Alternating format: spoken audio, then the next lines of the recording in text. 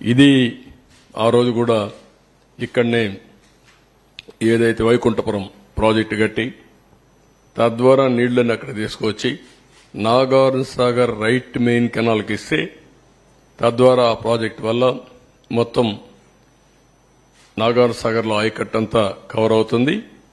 ఆ నీళ్లు శ్రీశైలం నిలబెట్టి రాయలసీమకి ఇవ్వచ్చని చాలా మొన్న కూడా మీకు అందరికీ చాలా ఎడ్యుకేట్ చేశాను నేను.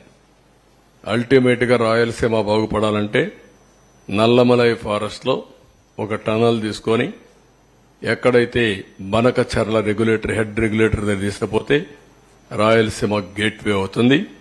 నవేడేస్ పెద్దగా టన్నల్స్ కూడా పెద్ద సమస్య కాదు. రోడ్ టనల్స్ కొడుతున్నారు, రైల్వే కొడుతున్నారు, అన్నీ వస్తున్నాయి. ఇది ఓవరాల్ గా ఇది నా బాధ, ఆవేదన. ఓసారి చాలా తపనిస్తుంది, చాలా కోపం వస్తుంది, ఇరిటేషన్ వస్తుంది. అయినా కూడా ఇది సరే వీళ్ల ప్రకటనలు అది వినాల్సిన పనులు కూడా మీరు చాలా సార్లు విన్నారు. ఇంటే ఏనండి సరిపోతుంది. ప్రాజెక్టు పనులు మొదలైపోయాయి. ప్రాజెక్టు 2021 జూన్ నాటికి కంప్లీట్ చేస్తాము, నీళ్లు ఇస్తామని కూడా ఖచ్చితంగా చెప్తాము.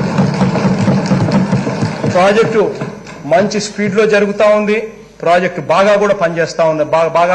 బాగా కూడా వర్కులు కూడా జరుగుతా ఉన్నాయి. అధ్యక్ష, ఈ ప్రాజెక్టు 1 మినిట్ మీరు అక్కడ మాట్లాడినప్పుడు చూశారు.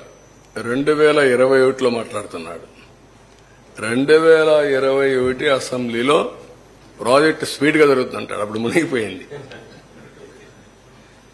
వీళ్ళని ఏం చేయాలంటే వీళ్ళు ముఖ్యమంత్రులుగా పెట్టుకోవడం అనేది మన దౌర్భాగ్యమే కదా. ఇదే అతను మాట్లాడే మాటలు. నెక్స్ట్ ఖరీఫ్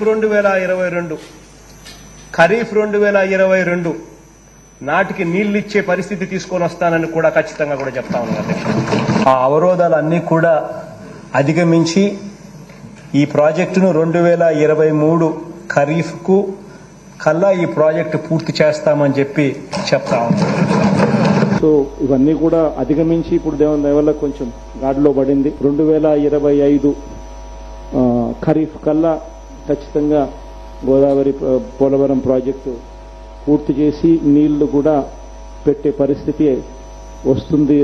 జూలై ఆగస్టులో ఆ వరద 2025 జూలై ఆగస్టులో 41.15 మీటర్లలో నీళ్లు పెట్టే పరిస్థితి కూడా ఏది ఈ పోలవరం ప్రాజెక్ట్ అనేది వెరీ వెరీ కాంప్లికేటెడ్.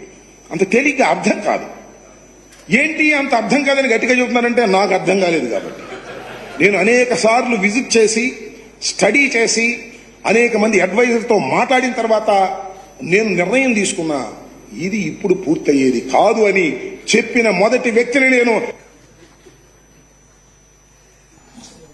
విన్నారు కదా ఎంత హాస్యం అయిపోయిందో. ఓకే.